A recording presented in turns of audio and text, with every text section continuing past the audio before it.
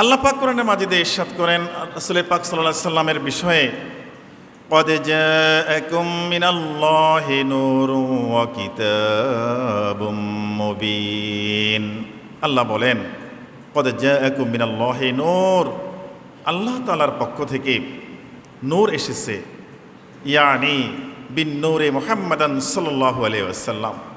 এই নূর বলতে আল্লাহ পাক নবীজি সাল্লাল্লাহু আলাইহি ওয়াসাল্লামকেই বুঝিয়েছেন, হেদায়েতের নূর নিয়ে এসেছেন। আল্লাহ রাসূল এই দুনিয়াতে আসার পরে হেদায়েতের নূর ছড়িয়ে পড়েছে সারা দুনিয়াতে। মুসলমান এখন এই যে বিষয়টা, এটা অন্য কোনো নবীর দ্বারা কি হয় না, সম্ভব হয় না। কিছু কিছু নবী একটা বংশের জন্য, গোত্রের জন্য, এলাকার জন্য আল্লাহ পাক প্রেরণ করেছেন, কিন্তু আল্লাহ পাক আমাদের নবী সাল্লাল্লাহু আলাইহি সাল্লামকে সারা বিশ্বের জন্যেই নবী হিসাবে প্রেরণ করেছেন এবং খাতামুন নাবিয়্যিন, সকল নবী রাসূলের সর্বশেষ নবী হিসাবে আল্লাহ পাক প্রেরণ করেছেন, সম্মানিত করে প্রেরণ করেছেন। আর ও কিতাবুম মুবিন দ্বারা বোঝানো হয়েছে পবিত্র কোরআন। আল্লাহ পাক কোরআন নাজিল করেছেন আমাদের হেদায়েতের জন্য। জিবরাইল আলাইহিস সালাতু ওয়াস সালামের মাধ্যমে রাসূল পাক সাল্লাল্লাহু আলাইহি সাল্লামের উপর সুদীর্ঘ 23 বছর ধরে আস্তে আস্তে এই কোরআনে মাজিদ নাজিল করেছেন। আর রাসূল পাক সাল্লাল্লাহু আলাইহি সাল্লাম তা সাহাবা একরামকে শুনিয়েছেন, মুখস্থ করেছেন। সাহাবা একরাম হাফেজে কোরআন হয়ে গেছেন। রাসূল পাক সাল্লাল্লাহু আলাইহি সাল্লাম যে দুনিয়াতে আসছেন, আসার ধারাবাহিকতার বিষয়ে আল্লাহ রাসূল সাল্লাল্লাহু আলাইহি সাল্লাম একখানা হাদিসে উল্লেখ করেন। হাদিসখানা ইবনে আব্বাস রাদিয়াল্লাহু তাআলা আনহু থেকে হাদিস।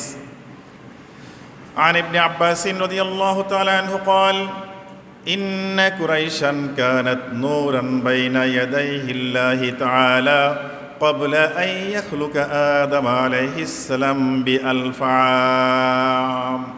ইবনে আব্বাস রাদিয়াল্লাহু তাআলা আনহু থেকে হাদিস, তিনি বলেন রাসূল পাক সাল্লাল্লাহু আলাইহি সাল্লাম, নিশ্চয় কুরাইশান, আল্লাহ রাসূল সাল্লাল্লাহু আলাইহি সাল্লাম, নবীজি সাল্লাল্লাহু আলাইহি সাল্লাম, কানাত নূরান বাইনা ইয়াদাইহিল্লাহি, আল্লাহ তাআলার কাছে নূর হিসাবে আল্লাহ পাক বানিয়ে রেখেছেন। এই শরীর জেসেম প্রথম দেন নেই। জিব্রাইল আলাইহিস সালাম থেকে শুরু করে সকল ফেরেশতাকুল, আদম আলাইহিস সালাম থেকে শুরু করে সকল সৃষ্টির আগেই আল্লাহ পাক রাসূল পাক সাল্লাল্লাহু আলাইহি সাল্লাম নূর মোবারক সৃষ্টি করে আকাশে তারকা হিসেবে রেখে দিয়েছেন। সুবহানাল্লাহ। আস্তে আস্তে নবীরা আসছে দুনিয়াতে, 1,00,000 বা 2,24,000 পয়গাম্বর এই দুনিয়াতে আল্লাহ পাক প্রেরণ করেছেন। কিন্তু সবার শেষে আল্লাহ পাক আমাদের নবী সাল্লাল্লাহু আলাইহি সাল্লামকে পাঠিয়েছেন। কিন্তু ওই যে আল্লাহ পাক নূর সৃষ্টি করে রেখেছেন রাসূল পাক সাল্লাল্লাহু আলাইহি সাল্লামের, সেই নূরটা কিভাবে আসলো সেটার বিষয়ে ইবনে আব্বাস রাদিয়াল্লাহু তাআলা আনহু বলেন যে রাসূল পাক সাল্লাল্লাহু আলাইহি সাল্লামের নূর মোবারক ক্বাবলা ইয়াখলুকা আদম আলাইহিস সালাম বিআলফি আমিন, আদম আলাইহিস সালামকে আল্লাহ পাক বানানোর আরো 2000 বছর পূর্বে সৃষ্টি করেছেন। সুবহানাল্লাহ। আদম আলাইহিস সালাম এখনো আপনার মাটি পানির মধ্যে এখনো তৈরি করেন না আল্লাহ পাক আদম আলাইহিস সালামকে। তারও 2000 বছর আগে রাসূল পাক সাল্লাল্লাহু আলাইহি সাল্লামের নূর মোবারককে আল্লাহ পাক বানিয়ে তারকা হিসাবে রেখে দিয়েছেন। সুবহানাল্লাহ। তারপরে কিভাবে আসলো? আদম আলাইহিস সালামকে আল্লাহ পাক বানিয়েছেন, তার আগে কি করছে?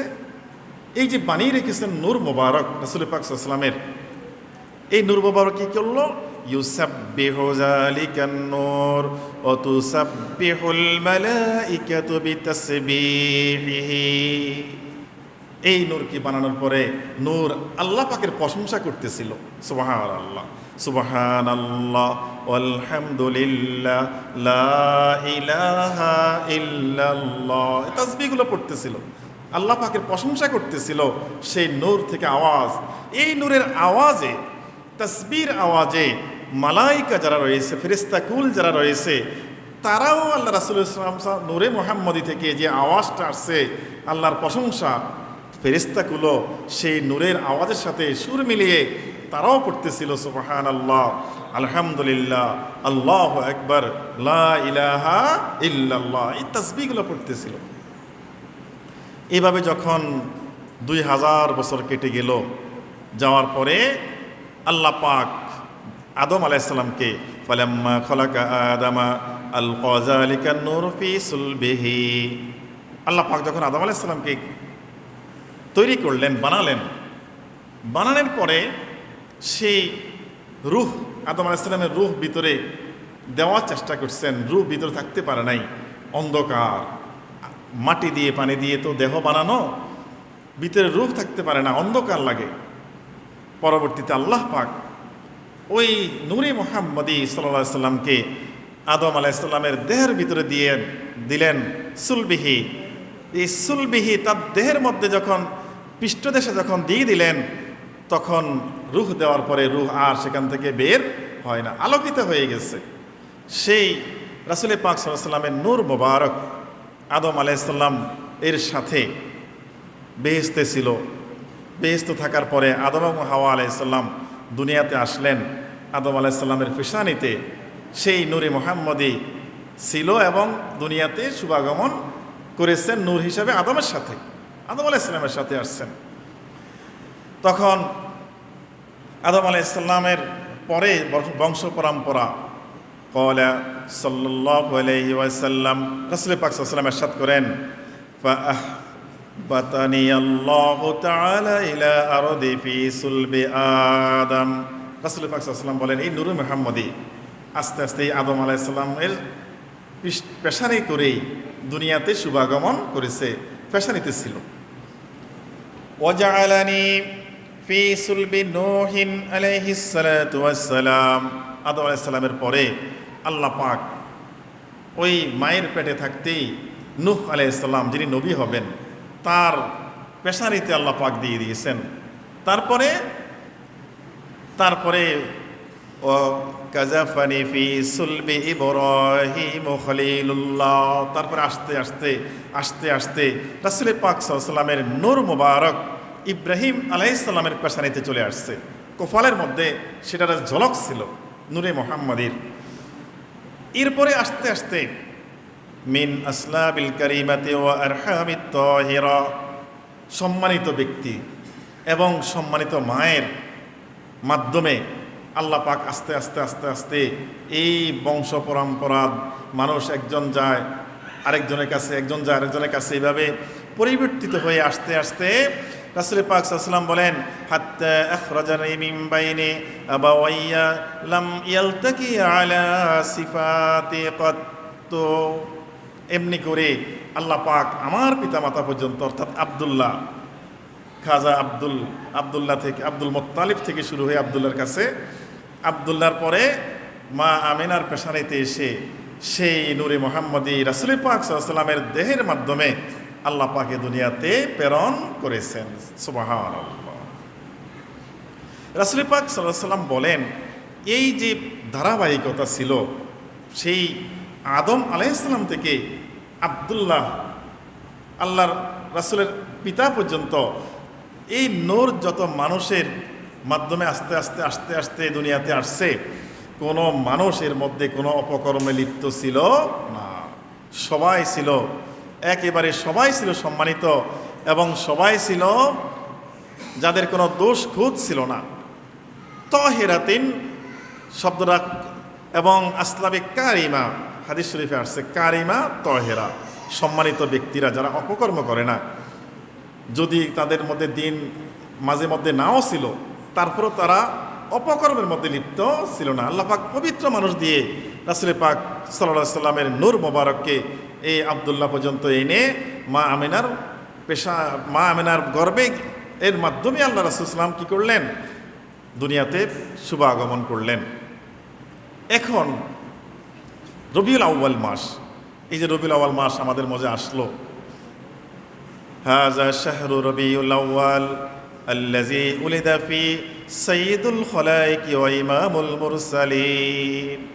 এই রবিউল আউয়াল মাসে পবিত্রতম এই সুন্দর মাস, যে মাসে রাসূল পাক সাল্লাল্লাহু আলাইহি ওয়াসাল্লাম সাইয়্যিদুল খালায়েক, সৃষ্টির সবচেয়ে সেরা মানুষ, সবচেয়ে সম্মানিত মানুষ এবং ইমামুল মুরসালিন, যত নবী রাসূল ছিল সকল নবী রাসূলের ইমাম হিসাবে ইমাম খেতাব পেয়েছে। ওই যে আপনার মেরাজের রাত্রিতে বাইতুল মুকাদ্দাসের সকল নবীরা এসে উপস্থিত হয়ে আল্লাহ রাসূল ইমামতি করেছেন, ইমামুল মুরসালিন হিসাবে এই যে এই মাসে শুভাগমন করেছে, শুভাগমন করার কারণে ফা আহমাদুল্লাহ, আমরা আল্লাহ পাকের কাছে শুকরিয়া জ্ঞাপন করতে হবে, আলহামদুলিল্লাহ বলতে হবে। কারণ সেই সম্মানিত আখিরি জমানার সম্মানিত নবীর উম্মত হিসাবে আমরা শেষ জমানায় আসার কারণে উম্মত হতে পেরেছি। আল্লাহ শুকরিয়া জ্ঞাপন করা আমাদের সবসময় দরকার। এবং শুধু শুকরিয়া নয়, শুধু আল্লাহ পাকে প্রশংসায় করলে হবে না, ওয়াশকুরু লাহু, আল্লাহর পাকে শুকরিয়া জ্ঞাপন করতে হবে, প্রশংসা করতে হবে, আল্লাহর শুকরিয়া জ্ঞাপন করতে হবে যে আমরা উম্মত হিসাবে আল্লাহ পাক আমাদেরকে নির্বাচন করেছেন। আদম থেকে কত হাজারো কোটি মানুষ চলে গেল, সবাই তো আর আখিরি জামানার নবীর উম্মত হতে পারে না। ঈসা আলাইহিস সালাম অনেক কান্নাকাটি করেছেন, কবুল করেছেন, আল্লাহ পাক রাসূল পাক সাল্লাল্লাহু আলাইহি ওয়াসাল্লামের উম্মত হিসাবে আবার চতুর্থ আসমান থেকে ওনাকে প্রেরণ করবেন, কবুল করেছেন তার দোয়াটা। আমরা তো দোয়া ছাড়াই আল্লাহ পাক আমাদের মেহেরবানি করে শেষ জমানার নবী উম্মত বানিয়েছে। এই জন্য ফা আহমাদুল্লাহ ওয়াশকুরুহু, আমরা আল্লাহ পাকে প্রশংসা করব আর শুকরিয়া জ্ঞাপন করব যে আমরা বিনা দরখাস্তে রাসূল পাক সাল্লাল্লাহু আলাইহি ওয়াসাল্লামের উম্মত হতে পেরেছি। আখিরি জমানার উম্মত, আখিরি জমানার নবী, সম্মানিত নবীর সম্মানিত উম্মত। সর্বপ্রথম রাসূল পাক সাল্লাল্লাহু আলাইহি ওয়াসাল্লামই জান্নাতের দরজা খুলবেন আর আল্লাহ রাসূল সাল্লাল্লাহু আলাইহি ওয়াসাল্লাম তার উম্মতদেরকে নিয়েই জান্নাতে যাবেন। সুবহানাল্লাহ। যদি সে কাজ করা যায়, রাসূল ইসলামের কথাগুলো শোনা যায়, সুন্নতগুলো মানা যায়, তা না হলে আল্লাহর সেদিন কিয়ামতের ময়দানে নবীজি আমাদেরকে চিনবে না আমরা যে আল্লাহ রাসূলের উম্মত ছিলাম। তাহলে শুধু তাই নয়, على أنه جعلكم من أمته عليه الصلاة والسلام وهداكم إلى سنته وأسوته, আমরা যে নবী সাল্লাল্লাহু আলাইহি ওয়াসাল্লামের উম্মত হিসাবে অনেক সম্মানিত মনে করে থাকলেই চলবে না, সুন্নতগুলা হিসাবে আমাদের নিজেদের জিন্দেগিতে আমল করতে হবে। তার উসওয়াতিহি, রাসূল পাক সাল্লাল্লাহু আলাইহি সাল্লাম যে অনুপম বৈশিষ্ট্যগুলো ছিল সেগুলো আমাদেরকে ধারণ করতে হবে। ও আজ্জিমুহু হাক্কা তাযীমিহি লাআল্লাকুম তাফুজুনা বিসাআদাতিদ দারাইন, তাহলে আল্লাহ পাক আমাদের উভয় জগতের সৌভাগ্য দান করবেন। আল্লাহ পাক কোরআন মাজিদে ইরশাদ করেন, হুয়াল্লাযী বা'আসা ফিল উম্মিয়্যিনা রাসূলাম মিনহুম ইয়াতলু আলাইহিম আয়াতিহি ওয়া ইউযাক্কিহিম। আল্লাহ পাক বলেন কোরআন মাজিদে, হুয়াল্লাযী, তিনি সেই খোদা, তিনি সেই মহান সত্তা, আল্লাযী বা'আসা ফিল উম্মিয়্যিনা রাসূলা, যিনি তাদের মধ্য থেকে অর্থাৎ আরবদের মধ্য থেকেই রাসূল পাক সাল্লাল্লাহু আলাইহি ওয়াসাল্লামকে নির্বাচন করে সেখানে পাঠিয়েছেন। অন্য বিদেশ থেকে যদি আসতো বা অন্য জগৎ থেকে যদি আল্লাহ পাক পাঠিয়ে দেন তাহলে মানুষ বিশ্বাস করতো না, অথবা তাকে নিয়ে ঠাট্টা বিদ্রুপ করতো। কিন্তু তোমাদের, আল্লাহ বলছে তোমাদের মধ্যেই আল্লাহ রাসূল আরবের মধ্যে তাদের মধ্য থেকে একজন নবী পাঠিয়েছেন, রাসূল হিসাবে নির্বাচন করেছেন। তিনি আল্লাহ রাসূল পাক সাল্লাল্লাহু আলাইহি ওয়াসাল্লাম দুনিয়াতে এসে ইয়াতলু আলাইহিম আয়াতিহি, আল্লাহ পাক যে কোরআনে মাজিদের বিভিন্ন আয়াতে কারিমা নাজিল করেছেন, এই আয়াতে কারিমাগুলো তেলাওয়াত করে করে তাদেরকে শুনিয়েছে। শুনিয়ে কী করলো? ওয়ায়ুযাক্কিহিম ওয়ায়ুআল্লিমুহুমুল কিতাবা ওয়াল হিকমা ওয়ায়ুযাক্কিহিম, তাদেরকে পুত পবিত্র করেছেন কুফর থেকে, শিরিক থেকে, বিদআত থেকে, কুপ্রবৃত্তি থেকে। ইউযাক্কিহিম, তাদেরকে পুত পবিত্র করেছেন। তাহলে আমরাও এই কোরআন কারীমের মাধ্যমে যদি আমরা নিজেদের জীবন পরিচালনা করতে চাই তাহলে আমরা অবশ্যই হেদায়েত পেয়ে যাব। সেটা হেদায়েতটা কী হবে? আমরা শিরিক থেকে বেঁচে থাকতে পারবো, কুফর থেকে বেঁচে থাকতে পারবো। আমাদের অন্তরটা আমাদের কুমন্ত্রণা দিয়ে, বিভিন্ন ধোঁকা দিয়ে দুনিয়াতে অন্যায় অপরাধের মধ্যে ফেলে দেয়। যদি আমরা কোরআনে কারীমের সংস্পর্শে থাকি, সুন্নতগুলা মেনে চলি, এই অন্তরে আমাদের কুপ্রবৃত্তি দিয়ে মনের শয়তানি, বড় শয়তানি, শুয়ে শুয়ে বসে বসে চুপে চুপে মানুষ অন্তরে অনেক শয়তানি করে থাকে, যার দ্বারা সে জাহান্নাম পর্যন্ত পৌঁছে যায়। কেউ দেখে না, ভিতরে ভিতরে তার দুষ্টামি চলতেই থাকে, মনের মধ্যে লুকায়িত রেখে সে অন্যায় অপরাধগুলো আগে শখ আঁকে, তারপরে সেটা বাস্তবায়ন করে।